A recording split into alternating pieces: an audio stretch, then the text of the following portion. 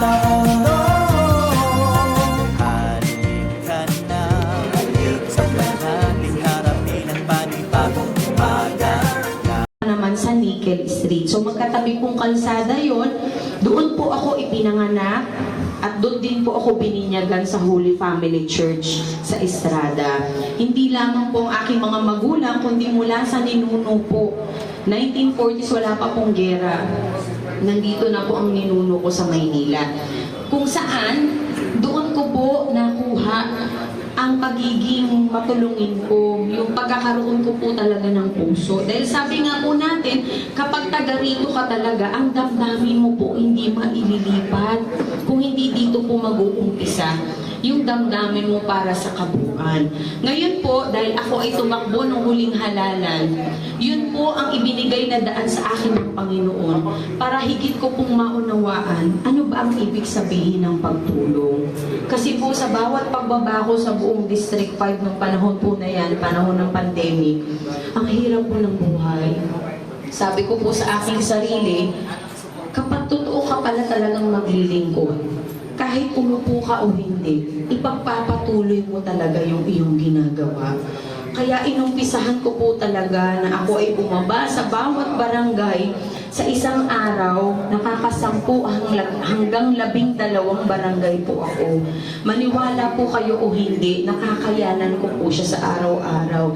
Dahil din po siguro sa aking determinasyon na mapuntahan po ang lahat ng ating kababayan. Sabi nga nila, ma'am, di ka ba napapahagod? Hindi ka naman nakaupo, hindi ka naman kumikita, hindi ka naman sinasahuran ng gobyerno.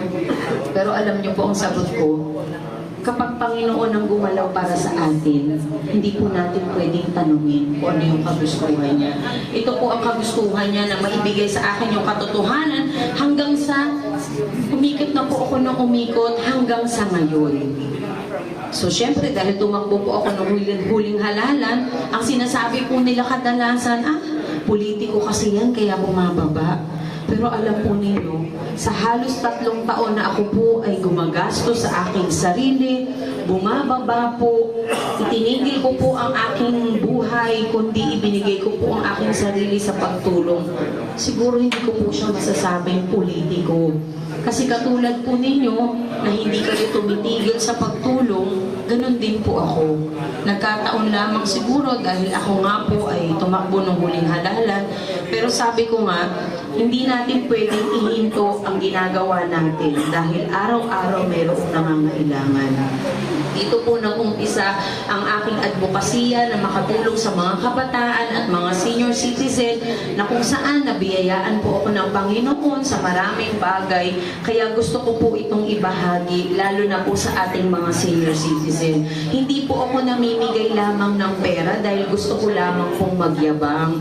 Kung hindi, ito po yung nakita kong paraan para ang senior citizen po natin makabili ng gamot, makabili ng pagkain, mapili po niya kung ano yung mas higit niyang pangangailangan. So doon po siguro napansin po ng mga tao yung aking pagtulong dahil nga dire-diretso po ito hanggang sa dumating po ako sa pakikipagtulungan ko po sa National Commission of Senior Citizen, yung online registration para sa ating mga senior citizen na kung saan ito po ang paraan para lahat ng senior citizen sa buong Pilipinas ay ma-online register dahil nga po lahat ng senior kailangan malaman yung kabuuan kasi po naibaba na ang 43 billion pesos na pondo para sa health insurance ng mga senior citizen na kung saan bawat senior citizen ay entitled ng 5,000 pesos worth of health insurance. Ito pong health insurance, hindi po ito gagawin kung wala ka na sa mundo. Kung hindi, ito po ang health insurance na magbibigay gabay na matugunan ang pangangailangan sa pangangatawan at kalusugan po ng isang senior citizen. Kaya kung may online registration, para mas mapadali po ang pagtulong ng iba't ibang ahensya, at madali rin pong matugunan ang pangangailangan ng mga senior citizen. At the same time, at least po kung kayo ay nakarehistro na, kahit hindi po kayo updated sa inyong barangay or sa iba pong lugar, dito po siguradong kasama at kabilang po kayo sa benepisyo ng ating gobyerno. Ito naman po ay programa ng national program ng ating presidente na kung saan botante ka o hindi, ang isang senior citizen po ay entitled na makatanggap ng kanyang benepisyo. Kaya ito po ang aking isinulong dito sa Maynila para malaman po ng ating mga senior citizen yung kanilang benefits at kanilang karapatan bilang isang senior. Kasi kadalasan po ng aking na-encounter ng mga senior citizen, kapag may pangangailangan po sila sa gamot o pagpapacheck up, pag tinatanong ko po sila, sinasabi nila sa akin, "Ma'am, nakakahiya kasi lumapit kung saan-saang ahensya. Kasi parang ang tanda-tanda ko na, baka sabihin naman tumanda ako, tas ganito pa ang naging sitwasyon ko." Hindi na po natin papayagan na yan po ay mangyari dahil ang gusto po ng ating gobyerno ay mapanatiling malusog at humaba ang buhay ng ating mga senior citizen. Kung saan, ang health insurance po ninyo ay entitled kayo ng libreng physical and medical check-up every year. Meron po kayong libreng check-up sa mata, sa tenga, sa puso, dental check-up, libreng laboratory. At matugunan din po yung gamot na pwede nating maitulong sa ating mga senior citizen. At least po, yung mga ginagastos po ninyo sa inyong paglalaboratory, pwede nyo na po maitabihan, lalo na po nandito na yung programa na pwede po ninyong makuha every year.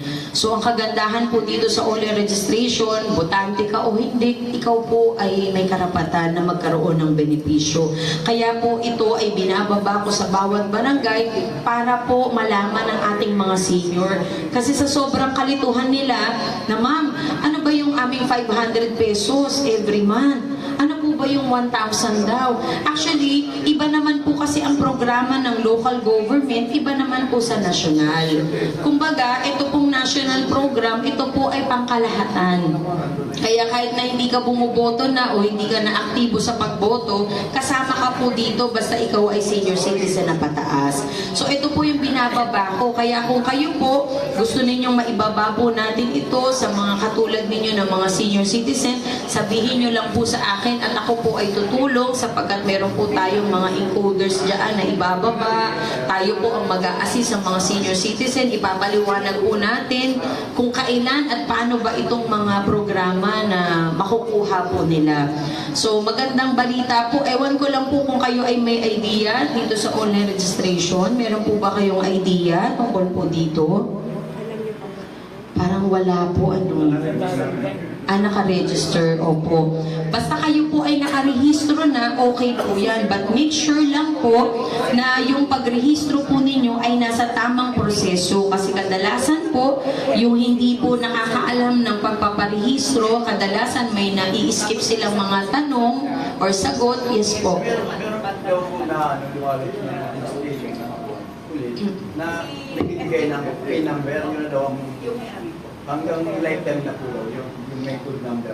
Actually, yung OLE registration, sa bandang huli po talaga, meron yung RRN number. Ang tawag po doon, RRN number, yung Registered Reference Number, na kung saan yun po ang number ninyo na magpapatunay na kayo po ay narehistro na online.